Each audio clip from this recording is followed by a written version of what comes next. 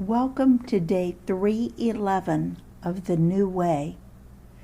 Yesterday we talked about the arrest of Jesus in the Garden of Olives, and I asked you to think about Jesus telling the disciples to pack weapons and then telling them not to use them.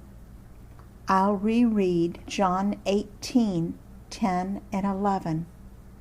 Then Simon Peter, who had a sword, drew it and struck the high priest's servant, cutting off his right ear. The servant's name was Malchus. Jesus commanded Peter, "Put your sword away. Shall I not drink the cup the Father has given to me?" Jesus didn't fight. You see, Jesus has been learning and practicing submission ever since he was born. He had to learn to obey Mary and Joseph.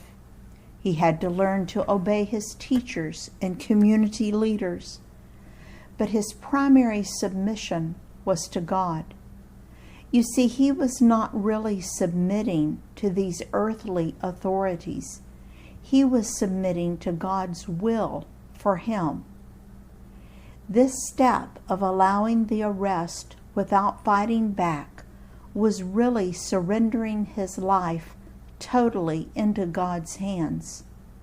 He knew that to complete his assignment and provide salvation for you and me, he had to surrender and submit to God's plan and say no to self. We looked at this on day 307 and 308. We know that this was not an easy decision for Jesus. I believe that when he told the disciples to find swords in Luke 22:36, day 304, he was wavering. Is it a sin to waver? No. It's just another sign that he was fully human. But I believe that during his time of prayer in the Garden of Gethsemane, he made the decision to choose God's will and accomplish what he came to do, even though he knew what it would cost him. He chose God's will over his own self. Because he has modeled what it looks like to trust God's plan, regardless of how scary or dangerous that might seem, it gives me hope that he understands our struggles to submit to his plan when it doesn't seem logical or wise or prudent to ourselves. So I praise him. I love him. That's why I feel completely willing to accept his plan for my life, even though I often waver. I want to be fully surrendered to God. Are you willing to surrender your life totally to God's plan?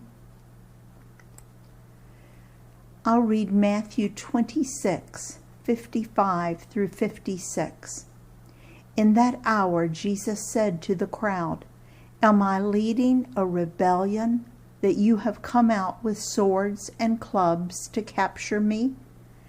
Every day I sat in the temple courts teaching, and you did not arrest me. But this has all taken place that the writings of the prophets might be fulfilled." Then all the disciples deserted him and fled. And I'll read Mark 14:48 through 52. "Am I leading a rebellion," said Jesus, "that you have come out with swords and clubs to capture me? Every day I was with you, teaching in the temple courts, and you did not arrest me? But the scriptures must be fulfilled." Then everyone deserted him and fled. A young man, wearing nothing but a linen garment, was following Jesus. When they seized him, he fled naked, leaving his garment behind.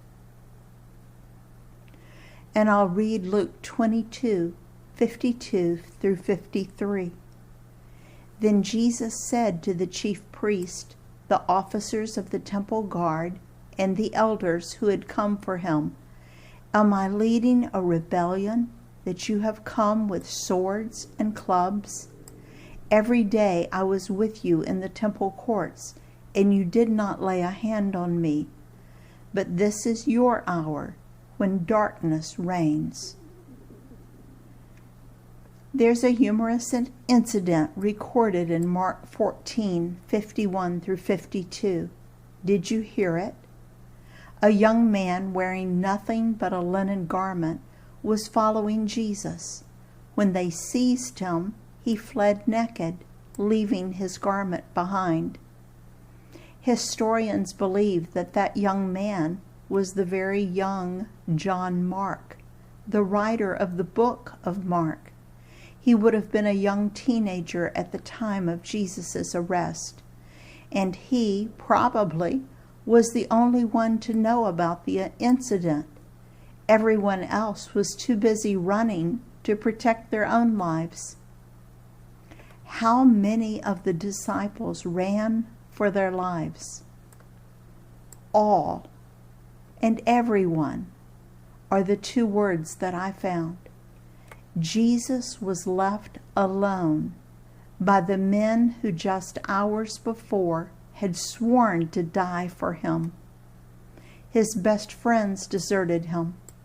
We'll talk more about this terrible feeling of being deserted later. But because Jesus understands this feeling of being deserted and abandoned, he has recorded these scriptures just for us. I'll read Deuteronomy 31:6. Be strong and courageous. Do not be afraid or terrified because of them, for the Lord your God goes with you. He will never leave you nor forsake you. And I'll reread John 14:18. I will not leave you as orphans. I will come to you. You need to know that if you have invited Jesus into your core, then because of Jesus' death and resurrection, you will never be totally alone. He promises to never leave you or forsake you or leave you comfortless. That's a promise you can depend on. In his service, Dale.